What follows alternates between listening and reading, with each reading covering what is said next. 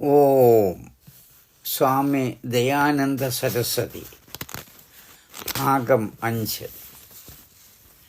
ശാരീരിക അവയവങ്ങൾ പരസ്പരം ഐക്യത്തോടുകൂടി സഹകരിച്ച് ഓരോരുത്തൻ്റെയും ഓരോ വ്യക്തിയുടെയും കർമ്മധർമ്മങ്ങൾ കൃത്യമായി ചെയ്യുക. അപ്പോൾ നല്ല ആരോഗ്യവും അഭിവൃദ്ധിയും ആനന്ദവും ആശ്വാസവും ഉണ്ടാകും. അതുപോലെ സമൂഹത്തിലെ എല്ലാ വിഭാഗങ്ങളും ഒരുമിച്ച് ഒരേ സ്വരത്തിൽ ഏക ലക്ഷ്യത്തോടുകൂടി സ്വകർമ്മധർമ്മങ്ങൾ അനുഷ്ഠിക്കുക. നീതി നിശ്ചയിച്ചിരിക്കുന്നത്രയും കാലം സ്വാസ്ഥ്യപൂർണമായ ജീവിതം നയിച്ച് ആത്മസാക്ഷാത്കാരം നേടി ആനന്ദത്തോടുകൂടി ബ്രഹ്മലീനരാകാൻ കഴിയും.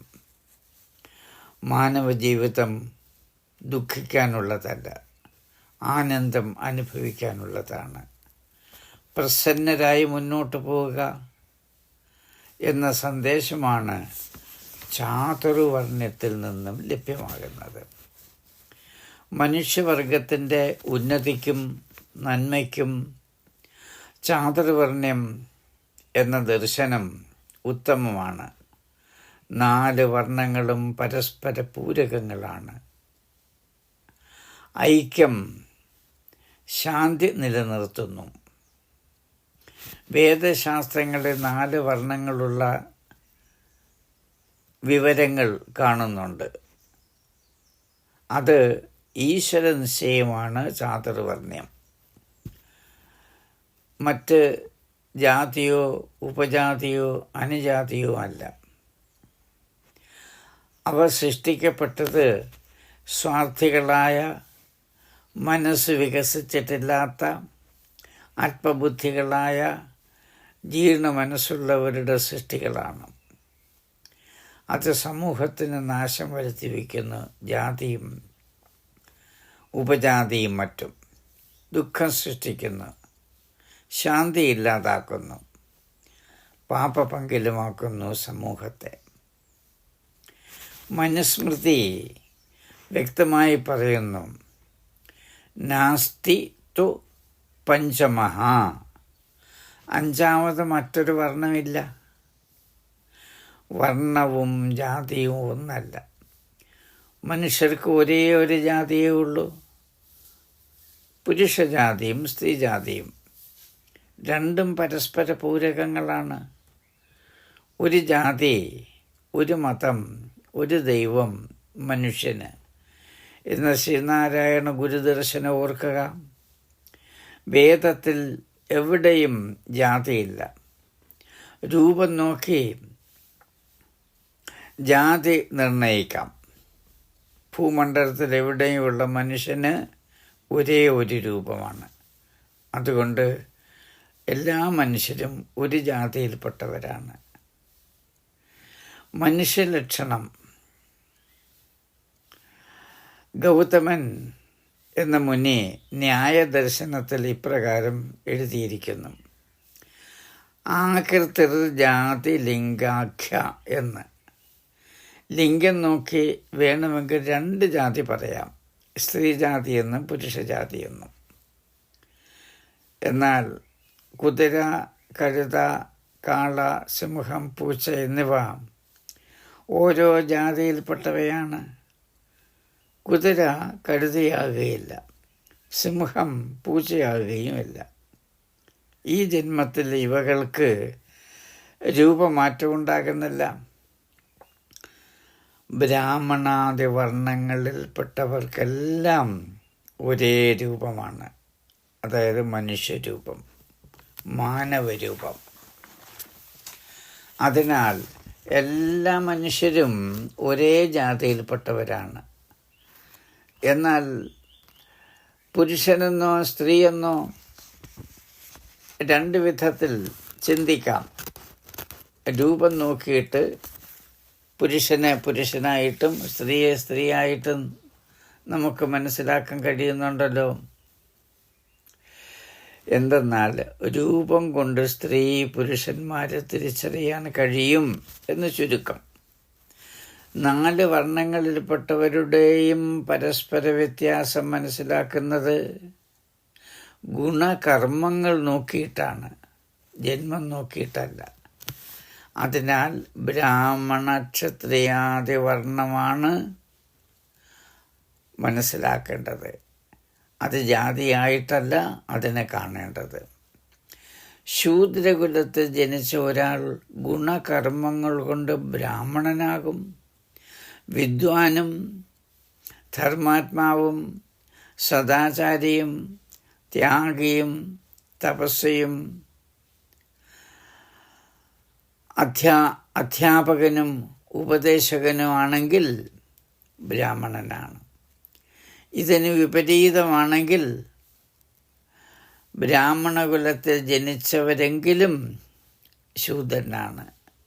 ജ്ഞാനമില്ല, ബുദ്ധിയില്ല, ജീവിതം പവിത്രവുമല്ല, അവർക്ക് ശാന്തിയില്ല, ക്ഷമയില്ല, സരളതയില്ല, യമനിയമ സംയമനമില്ല എങ്കിൽ ശൂദ്രൻ തന്നെയാണ്, ബ്രാഹ്മണനാകുന്നില്ല. ഈ ശാസ്ത്രീയ സിദ്ധാന്തം ഇന്ന് പലരും അറിയുന്നില്ല. മഹാഭാരതത്തിൽ യക്ഷൻ യുധിഷ്ഠിരനോടും ഭരദ്വാജൻ ഭൃഗുവിനോടും ഈ വിഷയത്തെ അധികരിച്ച് ചോദിച്ചിരുന്നു.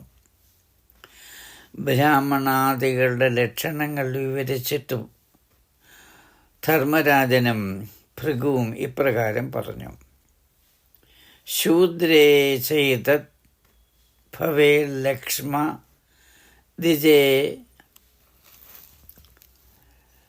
തച്ഛ ന വിദ്യത്തെ ന ജീവ ശൂദ്രോ ഭവേത് ശൂദ്രോ ബ്രാഹ്മണോ ബ്രാഹ്മണോ നച. വനപർവ്വത്തിലും ശാന്തിപർവ്വത്തിലും ആണ് ഈ ശ്ലോകം വന്നിരിക്കുന്നത്. വനപർവ്വത്തിൽ തന്നെ 313 ശ്ലോകം ന കുലേന ന ജാത്യാവ ക്രിയാഭിർ ബ്രാഹ്മണോ ഭവേത് ചണ്ഡാലോപി വൃത്തസ്ഥോ ബ്രാഹ്മണോ യക്ഷപുങ്കവ എന്ന്. അർത്ഥാത് ഏതൊരാളാണോ സത്യം, ദാനം, ക്ഷമ, ശീലം തുടങ്ങിയ ഉത്തമ ലക്ഷണങ്ങൾ പുലർത്തുന്നത് അയാൾ ബ്രാഹ്മണനാണ്. അതായത് മനുഷ്യൻ്റെ മൂല്യങ്ങൾ, ഉത്തമമായ ലക്ഷണങ്ങൾ, സത്യവും ദാനവും ക്ഷമയും സദ്ഗുണങ്ങളും തുടങ്ങിയ ഉത്തമ ലക്ഷണങ്ങൾ,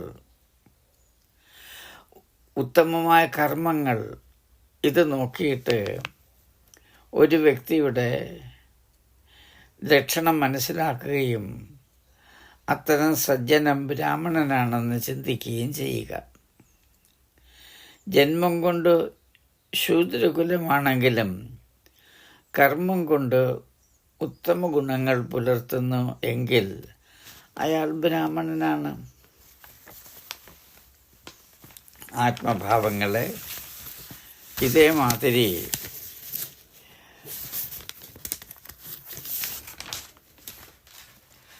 മനുസ്മൃതിയിലും ഒരു നിർവചനം കാണുന്നുണ്ട്. ശൂദ്രോ ബ്രാഹ്മണാമേതി ബ്രാഹ്മണശ്ചേതി ശൂദ്രതാം ക്ഷത്രിയം ജാതമേവേതു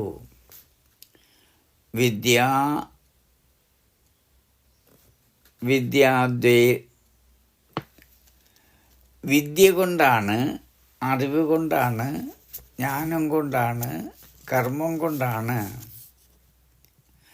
ഒരാൾ ശൂദ്രനാണോ ബ്രാഹ്മണനാണോ ക്ഷത്രിയനാണോ വൈശ്യനാണോ എന്നൊക്കെ മനസ്സിലാക്കേണ്ടത് ചുരുക്കം. ശൂദ്രകുല ജാതനെങ്കിലും ബ്രാഹ്മണനാണ്. ബ്രാഹ്മണ ഗുണങ്ങളുണ്ടെങ്കിൽ അയാളെ ബ്രാഹ്മണനായിട്ട് തന്നെ മനസ്സിലാക്കുന്നു. ഉത്തമ ഗുണഗണങ്ങൾ ഇല്ലാത്ത ഒരാൾ ബ്രാഹ്മണ കുലത്തിൽ ജനിച്ചുവെങ്കിൽ തന്നെയും ശൂദ്രനാണ്. ഇതുപോലെ മറ്റ് വർണ്ണങ്ങളിൽപ്പെട്ടവരും ഗുണകർമ്മങ്ങൾ അനുസരിച്ച് പരിവർത്തിതനാകുന്നു. ഗുണകർമ്മങ്ങൾ നോക്കി വർണ്ണം തിരിക്കുന്ന ഈ ജന്മത്തിൽ തന്നെ ഇത്തരം പരിവർത്തനങ്ങൾ ഉണ്ടാകുന്നു. ഇതിനൊക്കെ ഉദാഹരണങ്ങൾ നമ്മുടെ പുരാണ ഇതിഹാസങ്ങളിൽ ധാരാളം കഥാപാത്രങ്ങൾ കാണാൻ കഴിയുന്നുണ്ട്. ഉദാഹരണം വിശ്വാമിത്രൻ തപസ്സും യജ്ഞകർമ്മവും വിദ്യയും കൊണ്ട് ക്ഷത്രിയത്വത്തിൽ നിന്നും ബ്രാഹ്മണ്യത്തിൽ എത്തിച്ചേർന്നു. വസിഷ്ഠൻ ഒരു വേശ്യാപുത്രനാണ് എങ്കിൽ തന്നെയും പ്രസിദ്ധനായ ഋഷിയും സൂര്യവംശത്തിൻ്റെ രാജാക്കന്മാരുടെ കുലഗുരുവുമായിട്ട് മാറുന്നു വസിഷ്ഠ മഹർഷി. പരാശര മഹാമുനിയും, അതായത് വേദവ്യാസൻ്റെ പിതാവ്, ഒരു ചണ്ടാളിയിലാണ് ജനിച്ചത്. വിശ്വമഹാഋഷിയായി മാറുന്നു. മഹാഭാരതവും അതിൽ കാണുന്ന ഭഗവത്ഗീതയും വേദാന്ത സൂത്രവും വിശ്വോത്തരമായ ഒട്ടനവധി ശാസ്ത്രഗ്രന്ഥങ്ങൾ രചിച്ചിട്ടുള്ള വേദവ്യാസ മഹർഷി സത്യവതി എന്ന മുക്കുവ സ്ത്രീയുടെ പുത്രനാണ്. വിശ്വവിഖ്യാതനായ ഋഷിയും ഗ്രന്ഥകാരനും ആരാധ്യനുമാകുന്നു, പൂജനീയനാകുന്നു. അതുപോലെ പുരാണങ്ങളിൽ നൂതനമായ ആധുനിക കാലഘട്ടത്തിൽ രചിക്കപ്പെട്ട ഒരു പുരാണമാണ് ഭവിഷ്യപുരാണം. അതിൽ ഇപ്രകാരം സൂചിപ്പിച്ചിരിക്കുന്നു: ജാതോ വ്യാസസ്തു കൈവർത്യാഃ ശപാഖ്യാശ്ച പരാശരഃ മൃഗജോ ഋഷ്യശൃംഗോപി വസിഷ്ഠോ ഗണികാത്മജഃ ബഹവോപ്യന്യേതി വിപ്രത്വം പ്രാപ്ത പൂർവം അദ്വിജാഃ. ചണ്ഡാലകുലത്തിൽ പിറന്നവനെങ്കിലും മതങ്കൻ തൻ്റെ ഗുണഗണങ്ങൾ കൊണ്ട് ഋഷിയായിട്ട് മാറുന്നു. പൃഷഘ്നൻ ക്ഷത്രിയനാണ്. ഗോവധം നടത്തിയതുകൊണ്ടും ഗുരുശാപമേറ്റതുകൊണ്ടും ശൂദ്രനായിട്ട് മാറി. ശൗനകനും അങ്കിരസും ഋഷിപുത്രന്മാരാണ്.